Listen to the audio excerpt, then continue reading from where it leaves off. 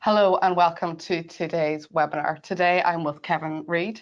He is founder of the Personal Skills Training, and we are going to be making sure that all attendees today become a communication powerhouse.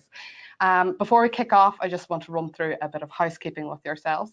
So first and foremost, this webinar is going to last about 50 minutes in terms of content, and then we'll have a Q&A session with yourselves afterwards. So please make sure that those questions come in throughout the webinar so we can get through as many as we can towards the end. Outside of that, the recording will be sent to attendees within an hour of the webinar finishing, and then the slide deck and webinar will be available on the membership platform within 48 hours. Outside of that, our certified DMI members, you get 1 CPD credit for attending this webinar today. You will get a certificate of attendance, but in a little bit of a change from normal protocol, we don't need you to upload it on this occasion. We'll make sure that it's automated and that credit is added on your behalf. So without further ado, I'd like to reintroduce Kevin here, and he's going to kick things off on communication. Thank you. Thank you very much, and hello to everyone. Our end in mind for this Communications Powerhouse webinar is to equip you with practical takeaways that you can employ at your next meeting, ensuring your voice is heard and you can be understood, navigate and manage the personalities in the room. And I'm joined today with a very nice group of people in the studio. Now, I stated my end in mind for this webinar specifically because I want to equip you to understand that from the beginning, my end in mind is stated, my preference, my end game is stated. That's very much something we're going to touch on as we move through the webinar today. So feel free to ask any questions as we move along today, and just raise your hand for any questions. Okay, excellent, great stuff. Now, there's three core skill areas we're going to look at today: effective communication, persuasion, and motivation. And all of these are very, very useful in the workplace. Excuse me. Effective communications begins. First thing we're going to look at is first impressions. How many seconds do you think you have to make a good first impression? 5. Yeah, what are you, 5? 3. It's about 5 to 10 seconds, because remember, people are approaching you from afar. So you have 5 to 10 seconds to make a good first impression. We're going to look at how you get your message across succinctly, how to tell the story. You can have the best story in the world, but unless you actually tell the story correctly and succinctly, people don't really pick up on it. And then the personalities. There are over 150 different personality instruments of measurement. So we're going to have a look at one or two. How to be authoritative, but not aggressive. There's a certain style of behavior you want to look at. Let's begin. First impressions. Your attire. Remember, people are looking at you from afar. How you dress, how you stand, how confident you are. A good story, an unfortunate client of mine is a recruiter, and he went to Australia to attend a recruitment fair, and he didn't read the cultural attire for the day. The theme that year was yellow. So everyone was dressed in yellow, and he arrived in his charcoal gray suit, and no one would speak to him because he hadn't read the culture. He was actually ignored completely. So interestingly, organizations you go into to match the attire within that organization. The second thing is the stance, to be confident and relaxed. We may not get everyone to stand today, but to be able to be confident and relaxed when you walk into a reception area, someone's coming out to greet you, how you look from 20 meters away. Are you standing confident, relaxing? Are you leaning against the wall or standing with your arms folded, which is a little bit negative on occasion? Gestures are open and welcoming. We meet people we haven't met for the first time in this way. We don't meet people with our hands behind our backs. We don't meet people with our hands on our hips, which is called peacocking, which is a power gesture. We don't meet people like that. We meet them with open gestures. Eye contact. How many seconds eye contact can I make with someone before they get a bit, ooh? 10. So that's 1, 2, 3. It's a little bit long. It's a little bit long. I would go to 2 to 3. So it's 2 to 3 seconds of fleeting eye contact when you first meet someone. And then the interesting thing is, if that person's in the direct line of sight, like Kate is with me today, or Kaylee, then as the rapport builds, direct eye contact becomes very, very comfortable. It can go up to 20, 30 seconds because we have trust and rapport. Very powerful. The handshake, it's dry, it's warm, and it's firm. Now, the difficulty is that you might have someone who's a little bit nervous and has a hot hand. And you don't want to be shaking hands with someone and afterwards and going, oh yeah, oh, you have the hot hand. Oh. So if you know you have a hot hand, what you do is in your pocket, you keep a glasses cleaner, spectacles cleaner, and you dry your hand, because people will remember the firm, dry, warm handshake. Moving on then, the personal introduction. So my full name is Kevin Reid. It's very powerful to say your surname. A lot of people don't say their surname. So to be able to introduce yourself and the name of your company, and don't sort of beat around the bush a little. It's not, hi, I'm Kevin Reid. I work with the Digital Marketing Institute based in Ireland. It's, hello, Kevin Reid, Digital Marketing Institute. So it's very, very direct. Excuse me, then the presentation of the business card. So here's my business card here. When you give someone a business card, you give it to them where they can see it coming. You don't give it to them where your hand is over it. You give it to them where they can see the business card coming to them. When you receive a business card, you read it on both sides. And because this is a representation of the person that gave it to you, you make some comment. Oh, nice color, but I always see your office is based in this address, whatever it may be, because it's a compliment. And when you're in the meeting with that person or interacting with them, keep the business card in sight. So don't put it in a pocket, don't put it in a wallet. Keep it in sight, either on the table and in your hand. That's first impressions. Now the big one on first impression that a lot of people need a little bit of assistance with is the handshake. So we're going to try a little exercise on handshake. Kate, would you join me for a moment? If you just could come here. Now, if you stand there, please. So when you're shaking hands with someone, what you're aiming for is the fleshy part between the thumb and the finger. So we're going to shake hands. That's it. We're moving my hand, sorry, Kate, my hand up there to touch hands with Kate, and then we're going to hold each other's hand at that point. What we want to avoid, Kate, is a gap between our palms, which means our palms aren't touching, which is really creepy, isn't it? Yeah, we want to avoid that. Okay, we don't want that. So we're going to be shaking hands in that way. That's a handshake. One little thing to watch out for in the handshake is someone who has what's referred to as the upper hand, which is me going, Kate, I'm really happy to meet you, but I twist my hand in this way. So my hand is on top, which is me trying to dominate you for whatever reason. Yeah. Okay, that's great. Thank you, Kate. Thank you very much. So that's first impressions. Any questions on first impressions, folks? Makes sense, everyone? How do you, if you find yourself in a situation where someone is doing the hand move, you don't want to go. Yeah, you don't want to. Then you're both wrestling. It's something you don't usually get to react to the first time, but the second time you're ready for it. You go in with a completely neutral handshake and you hold it bang on in the middle. So it's usually the second time around. Okay, excellent. We move on. Sorry. What's the perfect length of time for a handshake? Depends. I mean, you could be, the minimum time, that's a good question actually, the minimum time, 2 or 3 seconds, right? But then you may spend a long, long time with someone holding their hand because you like them and they like you. Look at presidents, they love each other. They're always holding hands and shaking hands for long periods of time. Okay, let's move on. Getting your message across when you're actually in a meeting. So does the meeting room layout work for you? Like today, we're in a nice sort of horseshoe shape today. Are we at a conference table? Are we in an auditorium? What actually works for you? Do you have to move the furniture around to make sure that everyone can hear and see you? That's something to consider. Assigned seating, very, very important. If I have an important point to make, I want to make sure that the person I most want to influence is in my direct line of sight. So for the purposes of today, if I wanted to really influence Andrew and really influence Alex, what I would do is I would place you directly in front of me. So it's a little bit hard to do today, but place you directly in front of me. That way, all of my communication, I just have to look at you. And the little trick I learned a long time ago is what you do is you take these tent cards and you place Alex's name on the front side and on the back side, and you sellotape it to the table. So I can see what Alex's name is, and she can see where she has to sit, and I stick it to the table so she could only sit there. And if Alex happens to notice, how come my name is sellotaped to the table? You go, I always put my important people in my direct line of sight, which you go, oh, thank you very much, and you feel good. So it's a clever little thing to do, but make the room work for you. All right?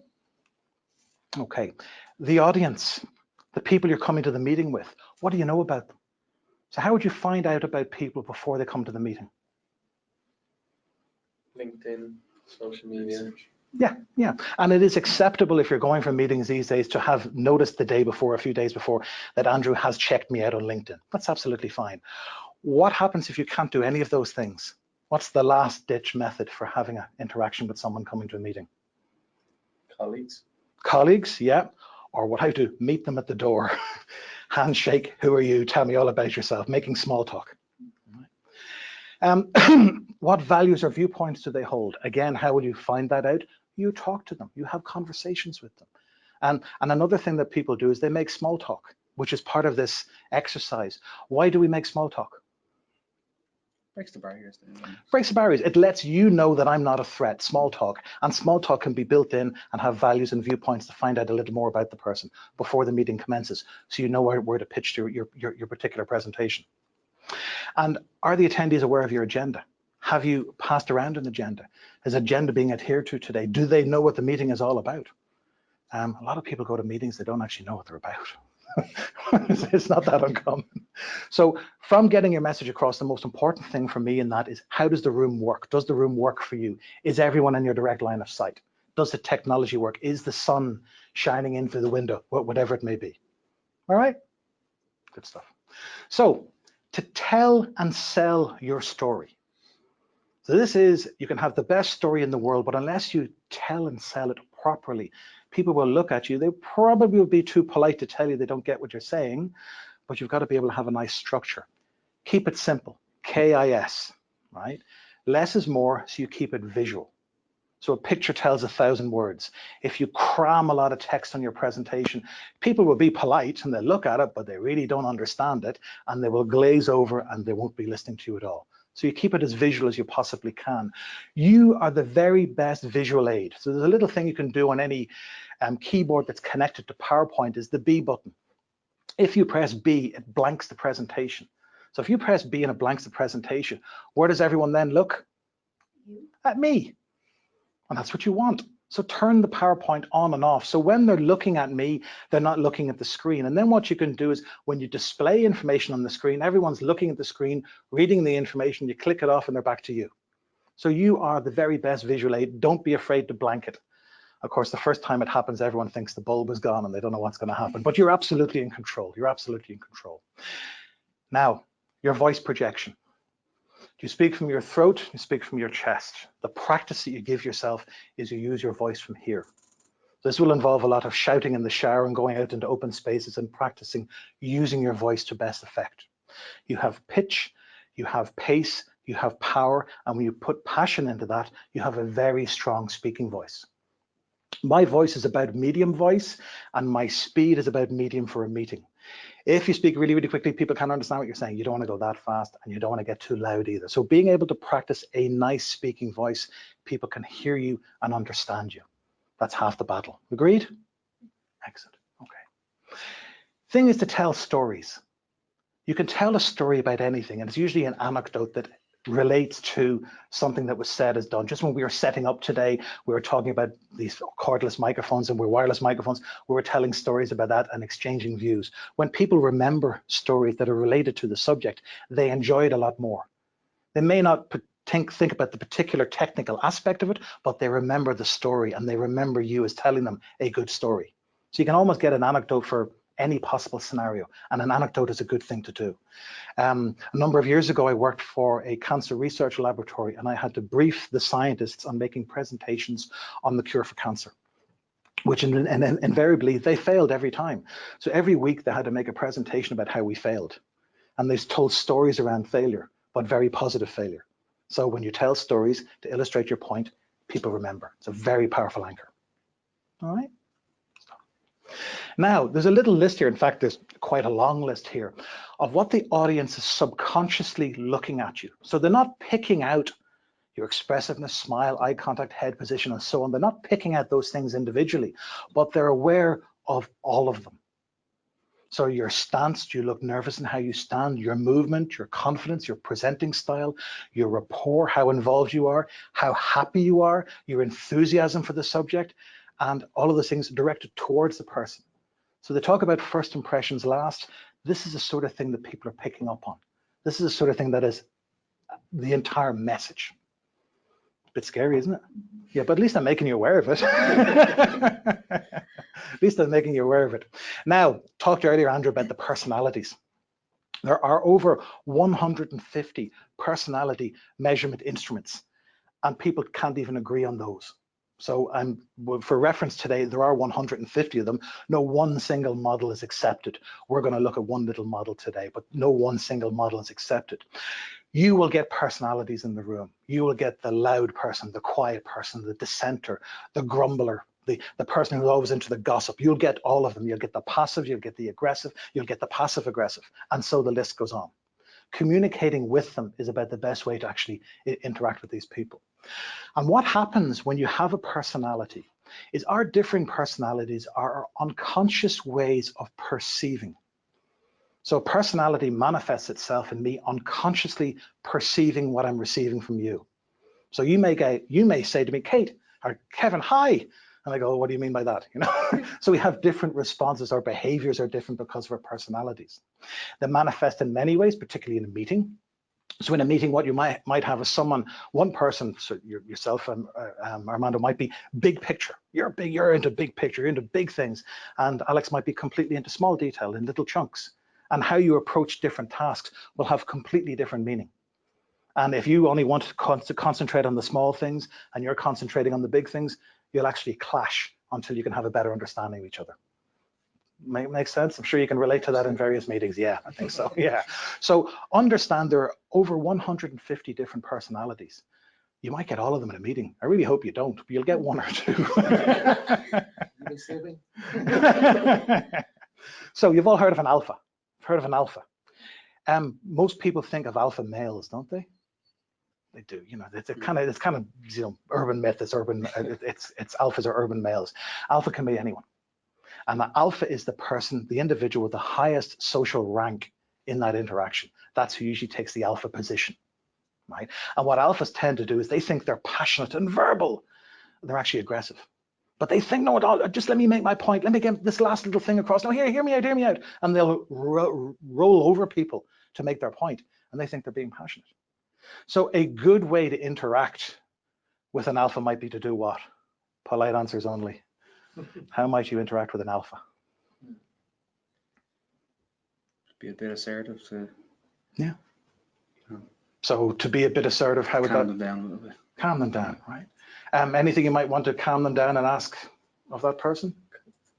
Could you open it up to whoever else is in the conversation? Yeah. If you brought them in and might. Yeah, you could take away some of that. You might dilute it somewhat, but an important thing to remember is the room is watching. So everyone else is sitting watching you interact with this person. So you don't want to escalate it because they'll never forgive you. So I hear you, but it's just to dilute it down a little bit. A good thing to do is to engage them and ask them to help you to understand why. So say we're at a meeting and Kate, you talk across me. So I'm not going to go, Kate, why did you talk across me? I go, Kate, can you help me to understand why? It's quite subtle, isn't it? Dilutes it right down. Can you help me to understand why you talked across me at the meeting? That means you have to maybe in your own mind voice what just happened and your response to it. So it's a clever little sentence, help me to understand why. You might even add to that to go, help me to understand why in this context. Context is quite an unusual word. That pauses people, makes them go, oh yeah. Why did I do that in this context?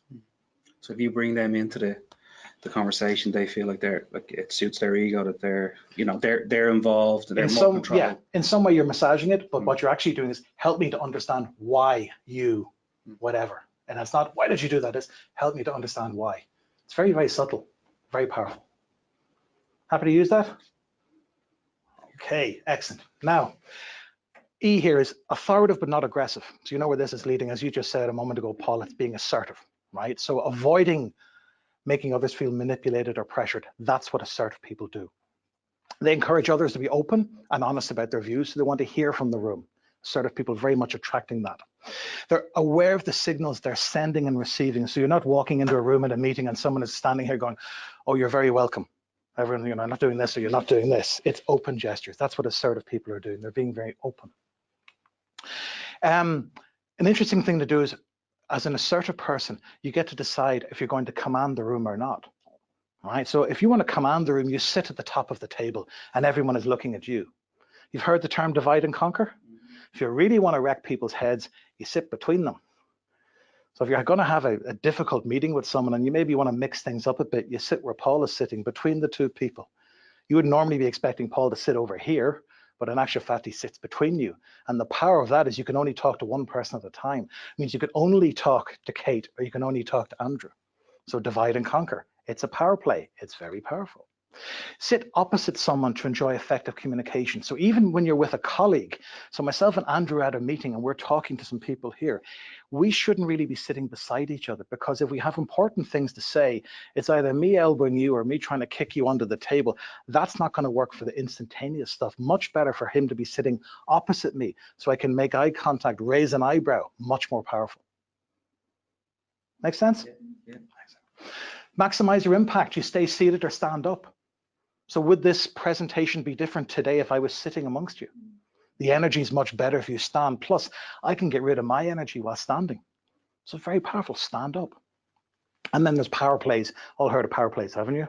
Yeah, so a couple of power plays. Being late is a power play. Being early is an even bigger power play. Shows absolute confidence. Right? Interesting around the power plays. Diverting the agenda is a power play, because I really want to cover this item, but it's not on the agenda. Oh, allow me to cover this. So the assertive person will interact with that person and bring them back onto the agenda. And a long, silent pause is a power play. How long should the long, silent pause be? Sometimes maybe as long as it needs to be, if you're waiting for an answer. Yeah, you don't really want to, I mean, 5-6 minutes is kind of stretching. What were you going to say? Well, I guess it depends on the context, because in sales, if you're negotiating, for instance, and you make a statement about a price, you're waiting to see what their answer is. So you need to be quiet and let them speak. Yeah. And interestingly, in sales, it's a very powerful thing. So to be comfortable with a pause, to be comfortable with the silence. And a lot of people aren't, and they go to fill the silence. So to be comfortable with the silence. Yeah, interesting process. Good stuff. May I move on? Have you any particular questions? Okay. Consider this. How long should a meeting last? Right? The length of the agenda. Yeah. Personally, if you can't do it in an hour, it can't be done. Personally. I've worked in organizations in the United States where there's a timer on the lights. After 59 minutes, the lights go out and can only be turned back on in reception. That makes you do things absolutely focused on an hour. So it's amazing if we all agree, like my end in mind at the start today was to equip everyone in the room with some good takeaways around 3 particular core subjects. If you start with the end in mind and say, can we have my end in mind for this meeting is if we finish within an hour, everyone's on deck. It's just an interesting one to consider. How about a productive meeting in less time? How would you have a really productive meeting in less time? You really want to speed things up. And it's not chocolate and it's not coffee. Stick to the agenda. And it's not the agenda. Okay, it's a good one though, but the agenda will, actually you need an agenda. Everyone stands up, absolutely. Meet while standing. You meet while standing, things rush along, absolutely rush along. And it's more energetic and people can get more energy into it. Excellent, thank you. Now, some takeaways from effective communication. Our first core skill for today is to begin with your end in mind. State your end in mind at the outset, and people are then equipped. They know where the meeting is going. Make the meeting room work for you in terms of the layout, and engage the personalities. If you don't engage the personalities, you could actually say, I'm actually rewarding bad behavior. You must engage with the personalities and ask them questions. Help me to understand why. Okay, good stuff. Now, our second module core skill today is persuasion. So we're going to be a little bit on the sales. Armando is negotiating to progress, assertiveness in meetings, selling your strategy or project and your task, believing in yourself, which all of us need to do more of, and listening and questioning, and then some top persuasion skills. So let's begin on that. See the other person's point of view. So if you go and you try to railroad your opinion over someone, you'll get immediate resistance. So you have to place yourself in the other person's point of view as early as you can in any negotiation, so you can at least see it from their point of view. Make sense? Do you do that in your sales? It has to be done. Has to be done, has to be done, absolutely. And this is the little good skill here. Early on, frame the negotiation by identifying the WIFM hook. This is the hook that the other person is really looking for. WIFM stands for what's in it for me. So anyone that's seeing anything, as long as the first thing they're going to say, yeah, but what do I get out of it? So if you can identify that hook, you have them. So actually spend more time on that particular hook and thinking what that hook is, rather perhaps than the subject material. Have a compelling and passionate argument is not enough. A structure is extremely vital to any presentation, because if there's no structure, it just falls around the place. How many presentations have you been to where it just finishes? And you're not sure, well, it's finished, but you're not sure because the person just walked out of the room, so that means it must be over. So having that structure, that beginning, middle, and end is what people adhere to understand. In the 4th century, Aristotle wrote the Rhetoric book. And Aristotle, this is 4th century stuff. It's very, very clever in terms of structure. First thing, there's four elements. You must make the audience well disposed towards yourself and ill disposed towards your opponent. Now, this is for debating, but it still sounds very true in business today. Magnify or minimize the leading facts depending on the presentation, depending on the negotiation, and excite the required emotion in your hearers. So it's not like you're walking and you're running out into the Hollywood Bowl and you're doing this, you know. That has its place, but how much excitement do you actually get in the people that are listening to you, and refresh their memories. So when you've told someone, you remind them what you've told them, and then you tell them again. Adult triplication, three times. Tell them what you told them, tell them again. If you even think about the structure of the news you watch at night on television, it's the headlines, the main body of the news, and the summary. Everything's repeated 3 times. That's what people remember in your structure when you're having a meeting with someone. Questions? No? Okay. Now, assertiveness. Nice little definition of assertiveness here. Expressing thoughts, feelings, and beliefs in direct, honest, and appropriate ways, and respect the thoughts, feelings, and beliefs of other people. Everyone coming in that you will have any interaction with will have a different belief system to you. You've got to respect that. You've got to look at it from their point of view. But very much what assertive people do is they project confidence and authority regardless of who you are. You don't have to be a senior person to do this. You just have to be anyone who projects confidence and authority. Again, be able to explain yourself. What am I likely to be asked within this meeting, and how do I explain that? And practice explaining that beforehand.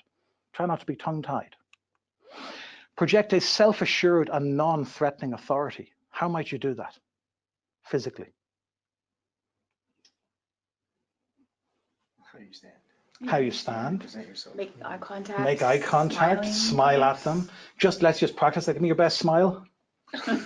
Best smile. Teeth, yeah, great. People like to see teeth. Even when you're interacting with someone and you're having asserting authority, if you tilt your head slightly to the right, it's what people normally do when they're shaking hands. People respond to you. Smile, tilt your head to the right. People love a smile.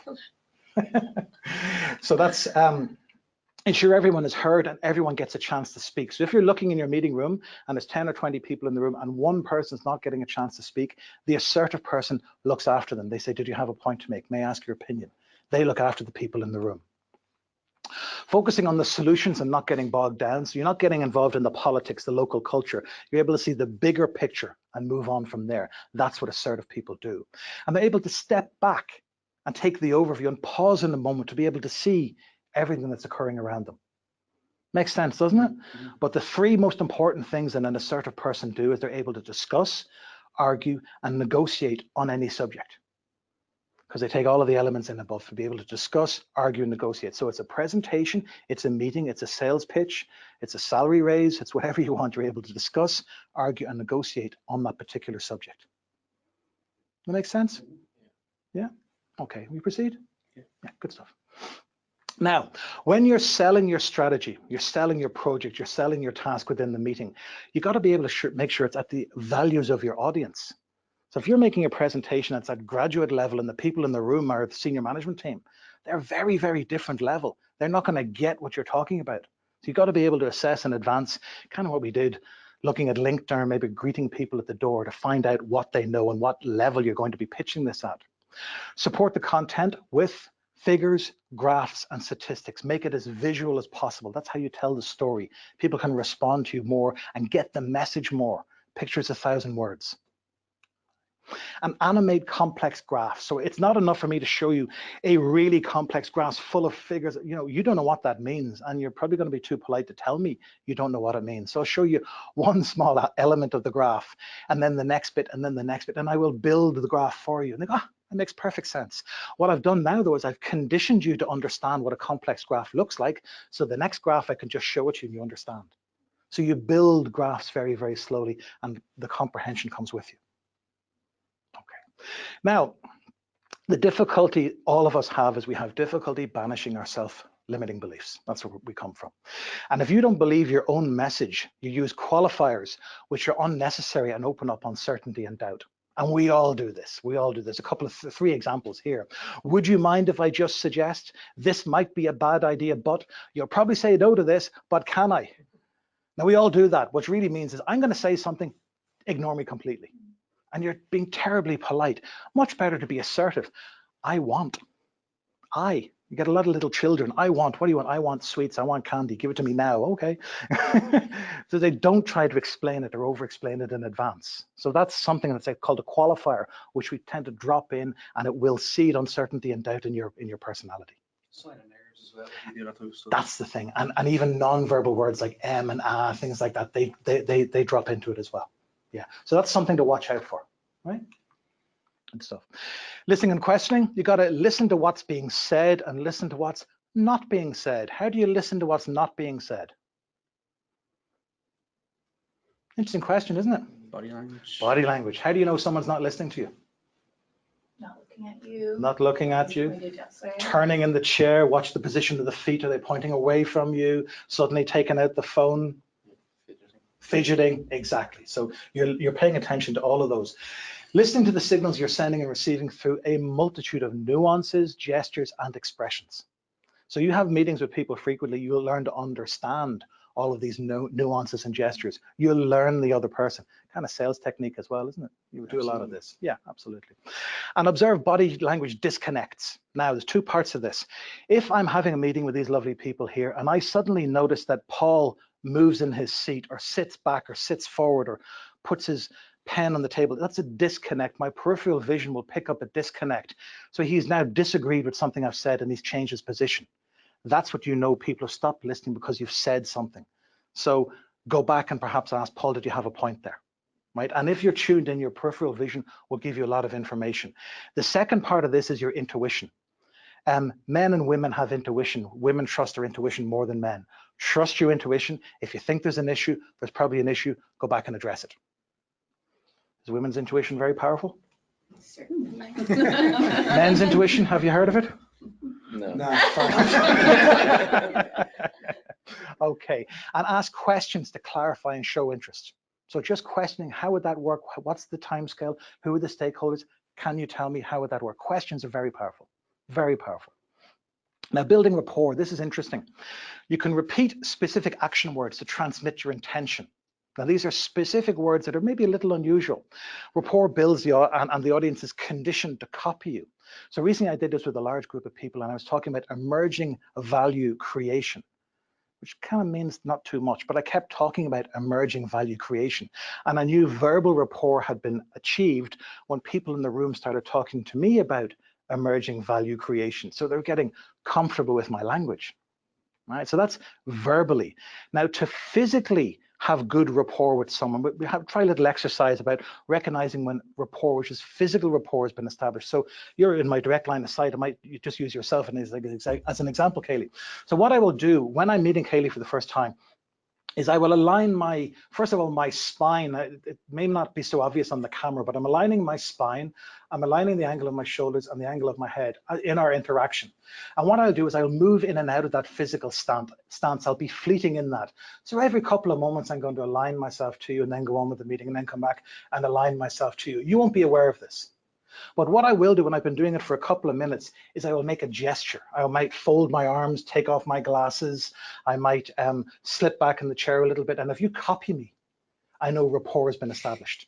So what I'm doing is I'm making you feel comfortable with me and you will directly reflect back to me. So when you do that, I know, well, verbal rapport has been made, physical rapport has been made. This person is very much on my wavelength. Now is the time to ask the big question, the resources request, whatever it may be, the big task for assistance with. All right. Do you think you could do that? Would that be something you might do? It's very Make more of a conscious effort. Make more of a conscious effort to actually align yourself with the other person. It's an interesting one. It may seem a little bit false, but they won't actually notice that you're doing it. They won't actually notice you're doing it, and you can drift in and out of that. And what they want the first time then that you cross a leg and they copy you, I've got them.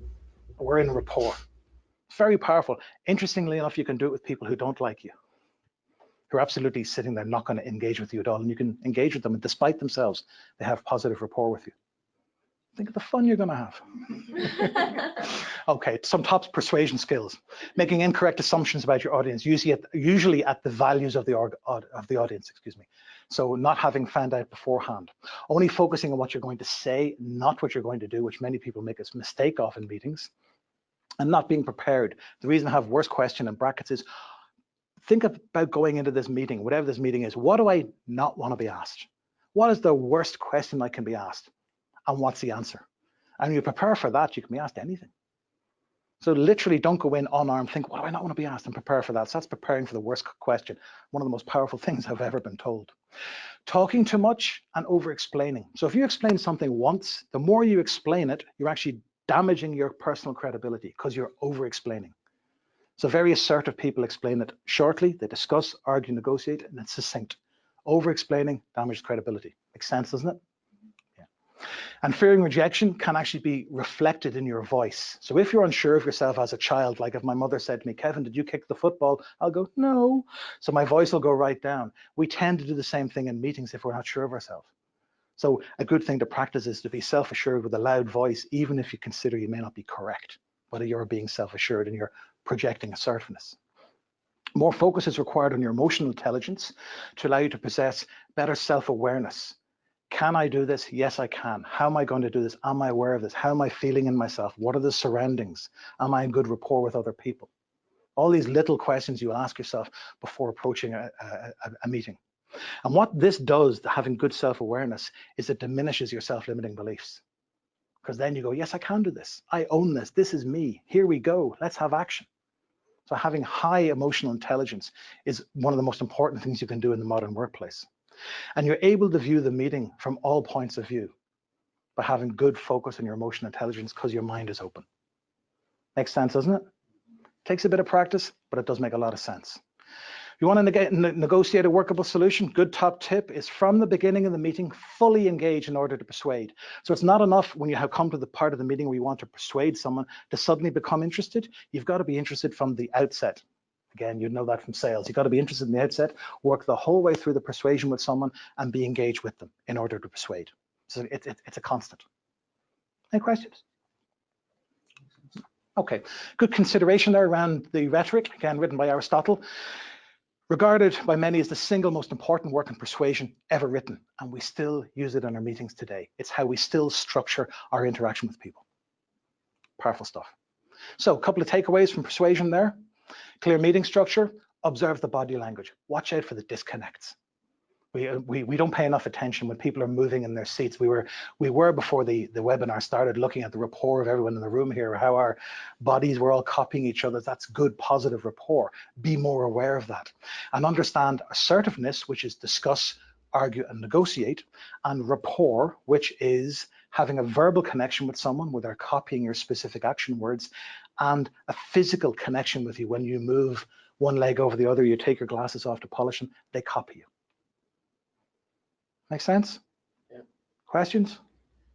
What about if you think that somebody is engaged with you and then it appears that they sit up and take notice, so then they're just readjusting nearly?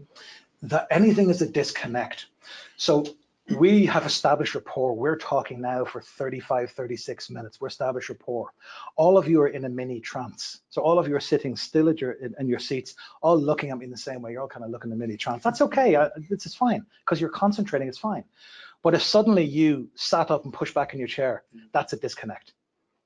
So why did you do that? Did you do that because you suddenly remembered you got to be somewhere else, or you suddenly have a point to make? So it doesn't matter if it's a positive or negative. It's the fact that you moved.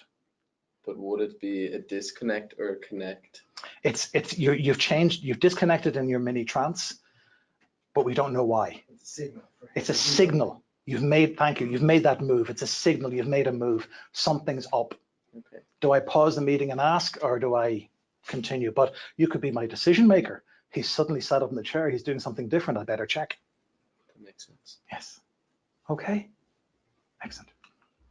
Now we move to the third and final core skill for today, motivating people to come with you. Can't really tell them, hey, it's a great idea because it's my idea. They're unlikely to follow you for that. And selling your message to them. So there's a thing that, like, as a question, what motivates everyone? You have to find it out. Yeah, because a lot of people go, money. It's not money. It's respect. It's respect for your knowledge, for the tasks you complete, for the leadership that you give. That's what people like or motivate them. That's what gives them that inner drive. If you can learn what ignites an inner drive with someone, and that's the thing that they do, that inner work-life drive that will keep them working on your task forever because you found out what it is. And it could be as much as thanking them and saying their full name.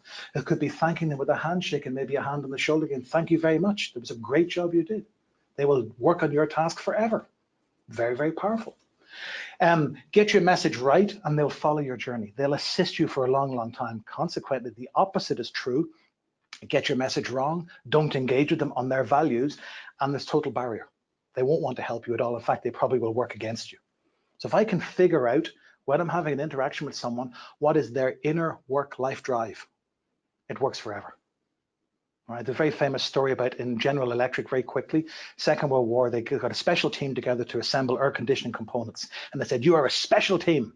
And then they kept relocating them into different venues. And they had a factory with windows, a factory without windows, a factory on a mountain, a factory in an airplane, a factory underwater. It just kept getting more and more difficult. And production just kept going up and up and up because they had accessed the inner work-life drive of the team. And in the feedback, the team said, you told us we were special, so we wanted to prove it to you. The true story. Yeah. Very powerful. Now, little exercise we're going to do quite quickly, motivating yourself through mindfulness. Are we okay to try this? So it's going to involve you. I'm going to talk and I'd like you to close your eyes just for a moment. So everyone can close their eyes, make themselves relaxed.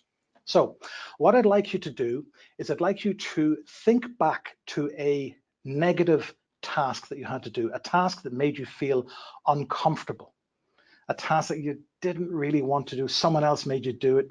You weren't comfortable doing it.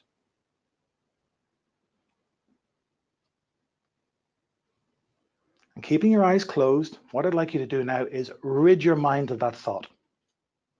Completely rid your mind of that thought. Keeping your eyes closed, now I want you to think of a task you had to do that was highly motivating. You were so excited to do it. You were so delighted to do it. You got lots of praise. Everyone loved you for doing it. And hold that in your thoughts. And open your eyes and come back into the room. Now, what was the difference in how you physically felt between the negative motivation task and the positive motivation task? You're calmer inside and deeper breath, more relaxed breath. That's it. Your breathing changed. Feel lighter. Yes. Yeah. Anything else? Easier to come up with one you liked than it was one you didn't like. Funny that. That is something you can do very quickly. So when you're going to approach a task and it's really, oh, I don't want to do this task, you can just close your eyes for a moment, think of the negative, rid it from your mind, and then think of the positive. And it actually inflates it. You go, yeah, I can do this. And you practice doing that. You can do it very quickly. Seconds is all it takes you, but it gets you that inner work drive, that inner motivation to allow you to approach a task. That's something that takes a bit of practice, but it's extremely powerful. It makes you feel good, doesn't it? Mm-hmm. Happy days, absolutely. Okay, so selling your message then, as we did at the outset today, you have to state your end in mind. So my end in mind for this sales meeting, my end in mind for this task meeting, this resources meeting is I want this to happen. So everyone goes, right, now we know what Kevin wants. So I didn't sort of tell a long story. I said from the outset what my end in mind was. That is so powerful. So powerful. And I will constantly refer to the end in mind to keep everyone on track. I'll refer to it against the agenda. I refer to it against what everyone's talking. It keeps everyone extremely focused. My end in mind for this meeting. Make sense? So the negotiator's two most useful letter words is if. Because you're not asking a direct question. You're sort of making a general statement to get you to think. Kate, if we were to do this, would that allow you to do that? Kate, if we did, Kate, how would you feel if? Because if is that nice tipping point word to you. Going, he's not really demanding anything of me. He's giving me an open question. If we did this, how would you feel about it? So you should use if as often as you possibly can, particularly when you're selling your message with someone. If we brought on this particular piece of robotic software, what would that allow us to do we can't do today if we brought it on board? Very, very powerful and very short, very easy to remember. Okay, good consideration from Covey. In the 7 Habits of Highly Effective People, look at the problem in different ways and always begin with the end in mind. That's one of the most powerful things I've ever learned when you're going into any situation, any training course, any interaction, any meeting, this is what we're going to finish up with. And everyone goes, okay, now we know where we're going. So you're selling the journey. You may even say, I want to sell you today an incredibly good service. That's my end in mind. So people are prepared for that from the outset. That really makes sense. That's very powerful. May I take any questions? You're looking forward to going out and trying this, aren't you? Yeah, absolutely. Okay, good top tip.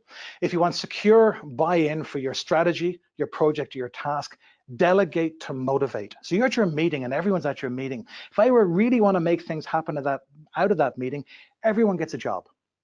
So I will delegate specific tasks to everyone there, so we're all getting really motivated around the task together.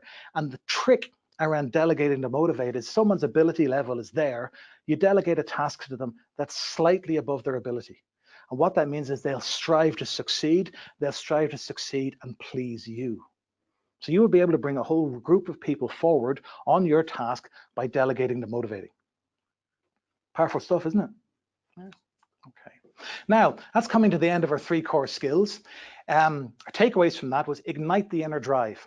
So it could be something as simple as thanking someone for their work, calling them by their full name, picking out a particular piece of work that they worked on and complimenting them in front of everyone about what a great job you did in that, Armando, that sale last month, that was absolutely fantastic. You feel good, that will motivate you to go and do it again. Your end in mind. I think you can all see how powerful that is by stating your end in mind at the outset. This is what I want to see happen at the conclusion. And then lastly, delegate to motivate. So everyone gets a job that's slightly above their skill set, so they will strive to achieve that, and what they're doing is actually working to please me. That's an extremely powerful motivator. And thinking outside the box always helps when you're trying to motivate someone. May I take any questions on that, on motivation? Yeah. When it comes to delegating tasks, if people are slightly reluctant, is there anything you can do to? So you have to couch this. Excellent question. Thank you. You've got to couch the request in, I really need something done, and you're the only person that can do it. And we are flattering the person in many ways. Yeah. I would really like you to go, and I'd like you to attend this because you could do this on my behalf, and you'd be my representative, and people will actually inflate and enjoy the flattery, and that's how you do it. Yeah. Right? But you've got to sell them. It's not just why I want you to do it, it's how it fits within the bigger picture. By you doing this task, this will allow the team and myself to do everything. So allow them to see the bigger picture. Check in with them as they go, and to delegate or to motivate them even further. I'll check in with you. You can check in with me, but we know we probably won't have to do that because you're so good at this. Yeah. So you flatter again. Yeah, that's clever. Okay, great stuff. Any other questions?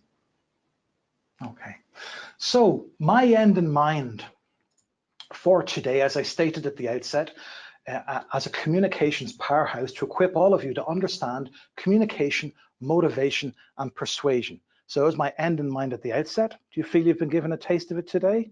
Has the end in mind been met? Excellent. Can I take any last questions that you might have? Loads of questions here for Kevin. So we'll kick off with Tanya. So Tanya feels that she can be at times a very direct person. So sometimes I think I might be struggling to communicate in a more diplomatic way. So is there any advice you can give on how to take it back a bit? It resonated to me whenever you spoke a bit about the alpha. Hi, Tanya. Well, a very good way to look at it is, again, as we sort of touched on the presentation, what's your end in mind? So you can be really enthusiastic and really passionate, but what do you want to actually achieve? And then think again, on top of that, how do you describe that? How do you describe what it is that you want to achieve? Put that in words, slow it down, and give it to someone, and they should be able to understand that. So how to slow it down, make it very succinct, very direct. And the problem is we all have passion. Passion always jumps in. That's something we would find a lot. Raymond is speaking more around the point of standing up in meetings. So he is saying, how do you get around a meeting while standing up to and energizing it?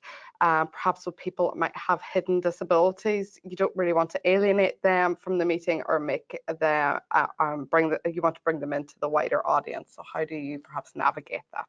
Well, I suppose it's knowing your audience in advance as much as you possibly can. That's somewhat difficult at times, but you can ask a question. Do you mind if I stand? And you can pause and wait for the room to come back to you and look, everyone comfortable with me standing? Thank you very much. And just stand. Or you may look at someone and say, actually, because of certain aspects of my physicality, I prefer if you sat. That's fine, but you can ask the question of the room. So like, bring it up front. Bring it up front. Just, is everyone happy if I stand? Thank you, and away you go. Ashley is asking, how do power plays change whenever you're meeting in a coffee house? How do the power play change? It's one of the most difficult, that's a great one. One of the most difficult places to meet is a coffee house, because of the people sitting around you, the high volume. You don't know who's listening in your conversation, and you don't know what level of conversation you can actually have. So power play does change. I would think that it's a more getting to know you in a coffee shop and having the actual meeting to decide on something elsewhere. A great place to have a meeting to decide is actually while taking a walk. So you may have done the preamble of having a conversation with someone, say, well, we take it to the park and go for a walk in the park. Then it's just the two of you having a close, intimate conversation. Sounds good, and I always like a wander. Walk in the park, yes. Then Corrine is saying, I do not feel comfortable public speaking. So what would your advice be if I want to progress in this area? A very, very good organization that many people have been in is, and the name's gone completely out of my head, Toastmasters. Yeah. Toastmasters. Join Toastmasters, and it's a proven model they have for making people feel comfortable. And then when you're comfortable, you can handle any situation. So it's not just making a presentation, it's interacting with people. It's very, very powerful. But what it is to make you comfortable and help you to understand your fears and how some of those fears could be unfounded. Toastmasters. James is saying, how do you manage lots of these techniques from an online session rather than in person? So I suppose if you're having a Skype call with somebody or... Yes, the thing about it is if we have our communication is broken down into the physically body language, the sounds that I say, and then the actual words I say, on a Skype or on a telephone call, you only have it going through one ear. All of those are reduced down.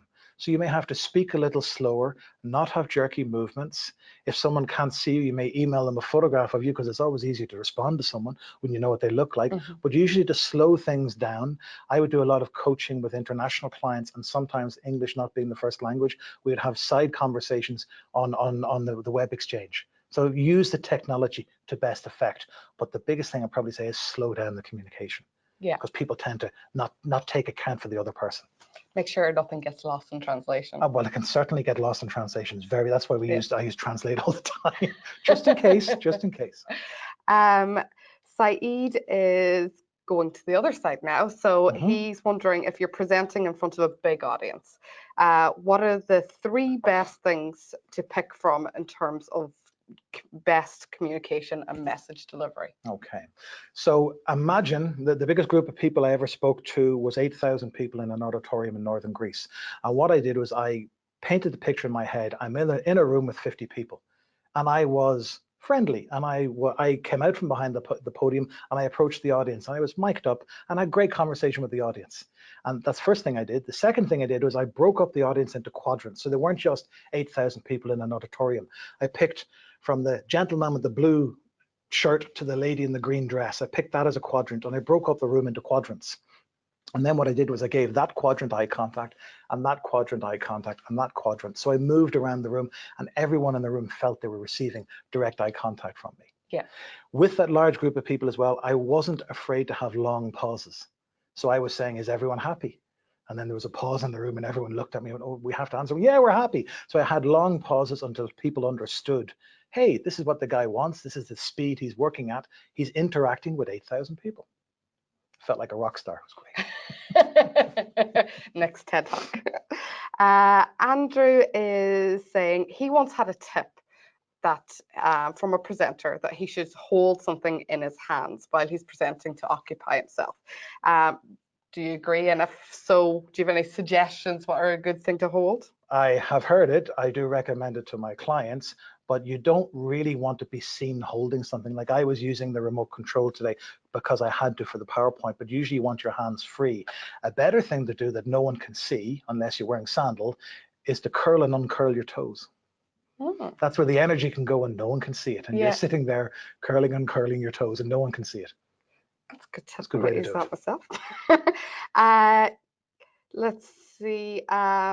Obi from Cambridgeshire is saying, How do you think, or how do you recommend a job seeker can effectively communicate their skills and education to a prospective employer within an interview situation? Okay, so important thing in meetings is, say you're being interviewed just for say by 3 people. So one person asks you a question, you answer the question by looking at all 3 people, and the little trick is you then finish the question by looking back at the person who asked you the question. That's very, very assertive. Just give me the second part of the question again there, please. So how you communicate your skills and education to a prospective employer. So what you have to do is you've got to sell the difference. There's 100 people outside the door want the job. You've got to sell the difference that makes your skill set unique. So be able to identify what are they specifically after and sell your skill set against that. Also think that any negatives you give, you can turn into a positive. So I failed on this occasion, but what I learned from that and what I did in the future was X, Y, Z. So always be able to turn it around. Yeah. Liam in the UK is asking, how do you modify your behavior in a meeting between your external meetings versus your internal meetings? So those that know you and your personality. I kind of think they're the same. Maybe that's just the interaction I have, but a lot of when I come and meet in organizations, the person I am externally and internally is the same person. That's just speaking from a personal viewpoint. I would go to offices whereby I will arrive smart casual as I'm dressed today, and they are in shorts, t-shirts, and flip-flops, and they know I can't be the same. I might take off my jacket and roll up my shirt sleeves, but it's some of the most senior people I work with are terribly informal, and that's fine. That's just, you adapt yourself. I don't think I'm really answering this question properly, but I think I'm the same everywhere. Yeah. Personally. So I suppose be yourself. Be yourself. Abby is actually, no, I'll go for Mindy, who is asking, when are icebreakers most useless, or I'm assuming that means useful actually, or effective? Icebreakers are interesting because you could have a room full of people and they know each other, they're friendly with each other, rapport is good, everyone's having a good time, and then someone comes along and goes, nah, we'll do an icebreaker, and everyone's going, why? So you immediately have resistance and a barrier for something that's not required. Yeah. So icebreakers are only required when no one knows each other, to bring the energy up in the room. If you have great energy, the best way to ruin it is with an icebreaker. And sorry, a question for myself. In your own experience, what sort of formats work for icebreakers? You name it. Let's get balloons together and have this team competing against that team to build the tallest balloon tower. With Grant Thornton, recently I did it with 80 people in a room where they were brand new groups of teams coming together. And what I got everyone to do is you pick 2 random people in the room and make yourself into a triangle with them without identifying that, and I'll pick 2 people as well. And what that is doing is to try to bring on what it's like to be in a frequently flowing and moving team. So it took them about 30 minutes and everyone got in perfect balance in a perfect triangle with everyone else. They go, wow, this is what 80 people look like in a triangle, in a perfectly working team. I picked one person and pushed them, and then it had to move again for another 10 minutes. But that was a really great energizing exercise to make everyone realize we're all part of one big group made up of lots of different teams, just by making triangles. And one person out of sync. One person out of sync ruins it completely. Yeah, absolutely. Naomi is asking, how do you have confidence whenever you're negotiating with somebody who's in authority or superior to you? They're just another person. They're male or female, they're younger or older, they're just another person. Questions about where they're from or how they're finding being in a new country. Is this all the key questions to ask when making small talk and conversation? Small talk is good because it diminishes the threat, but it's also cultural. So in parts of Northern Europe, if you do this, people are going to go, why are you asking that? In Ireland, we always ask about the weather. You and I meet, which it is raining here today in Dublin. We talk about weather for the first 5 minutes. You do that in Germany and Denmark, people think you're crazy. So it has to be appropriate culturally for the company or for the country that you're in. Yeah. So small talk is appropriate for the country, is what I would say. I hope that answers that. Kira is asking, I suppose, mainly around parameters of a personal story. So her question is, can you give an example of a personal story to introduce yourself, and should it be funny? But I suppose, is there any parameters that you should set? There's 2 things. Negative assertion, right, is where I state something negative about myself. I will only do that when I'm in a very powerful position. So that you don't want to start a presentation going, I'm really, really nervous. I've never done this before. I hope that I don't make loads and loads of mistakes. That's not what you do. Yeah. You make a powerful assertion by going, I remember the first time I was here presenting, I've completed hundreds of presentations since. I still see they have the old microphone. Now I don't need the microphone. I can use it without it. So you're stating something negative about yourself, but in a powerful way. But you can only do that from a position of power. Yeah. Right. So if you put yourself down, which is what the qualifiers were that we talked about earlier, too many people go, I'm sure you don't want to listen to this, but let me tell you, which means they're not listening to you. Yeah. They've already tuned out. They've tuned out. They've tuned out. Then Ashley is asking, how do you engage somebody or re-engage somebody that is not listening? It's a lovely little trick. It's a beautiful trick, and I'm going to demonstrate this trick to you now. Is what you do is when you're talking to them and you know that they're on their phone or in a room full of people, someone is on their phone, is you suddenly just stop talking. You just stop talking. I was talking earlier to the group about everyone being in a mini trance. When you're in a presentation or in a meeting, everyone is in a mini trance listening to my voice. If I know someone isn't engaging with me or they're on their telephone, I'll suddenly just stop. And what they'll hear is their unconscious radar scan effect will hear noise, noise, noise, and then suddenly the noise has stopped, and they look up and I'm looking directly at them going, hi, and whatever I want to say to them, would you like to come back into the meeting or perhaps turn off your phone? Yeah. So you stop talking abruptly. So powerful. Yeah, it's kind of unplugging, isn't it? Oh, yeah. So let's see who else we have here.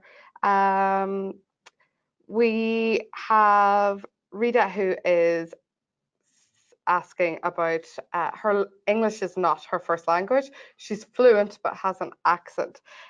Is it a good idea to let your audience know this before you make your presentation? It depends if you have any technical words that might confuse them. The best way you can explain it to your audience in advance is a little bit of negative assertion. It's up to you. But I would suspect if you slow down, so the slower you speak, the louder you become, the more distinct your individual words are. So you may say, what is your local pronunciation of this or local pronunciation of that, to make sure everyone is absolutely on the same sheet. Silvana is asking if you could just run through and explain again the delegate to motivate. What are the kind of main things that she should look at? So I'm going to delegate to you, Caroline, that I would like you to do a very important task for me. I think that you are the only person in the Digital Marketing Institute who could fulfill this task for me. It's a very important part. It's a small part of a much, much larger program.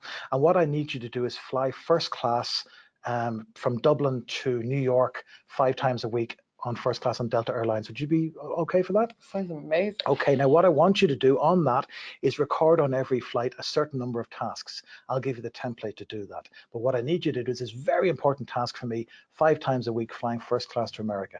It'll be a little bit tough. You'll find it difficult over time, but I trust in you. I believe in you. I will support you every step of the way. If any questions, come to me. I don't think you'll have many because you are absolutely excellent at your job, but come to me. And what we'll do just before the deadline of the report that I want you to produce, say 2 or 3 days beforehand, you and I will sit down, we'll take half a day and we'll work through everything. And then I'll leave you alone to finish the final report.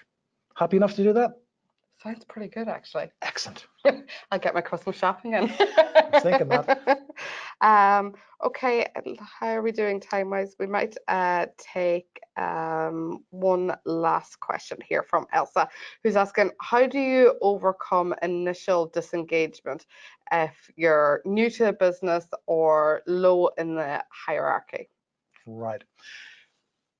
An excellent question, because it's that fine balance between asserting yourself and people perceiving you to be something else. So you have to make people want to listen to you. You have to make people want to engage with you. What is that? What's the WIFM? What's the hook? What do they want out of that? So can I have the question just again, please? Yeah. How do you overcome initial disengagement if you're a newcomer or low in the hierarchy? So most newcomers, no one knows who they are. So they may come into a meeting or start a presentation. No one knows who they are. You might have to explain yourself, have a little spiel, a little intro, a little elevator pitch to everyone you meet, so everyone knows who you are. If everyone knows who you are, then you can tell them what you're going to be talking about and take it from there. And it's a blank canvas as well. You can say, you can be a princess. You can introduce yourself as royalty, whatever you want. Yeah. Fantastic. Okay, excellent. Well, we do have lots of questions here, but I think what I'll do is have a look through them, and anything that we haven't already addressed in this Q&A, I'll speak to Kevin about them and get your responses out to you. And a lot of them we'll put up on the forum as well, so that you can get them there and also feed into them and discuss it amongst yourself as well. So without further ado, I'd just like to thank Kevin for his time today, and of course our participants that were here in the workshop earlier. Alex got a shout out earlier on for his excellent tech work. They're loving the angles and everything else that you're doing. So well done, Alex. But thank you for your time today. Thank you for your contributions and your comments, and we'll see you again soon.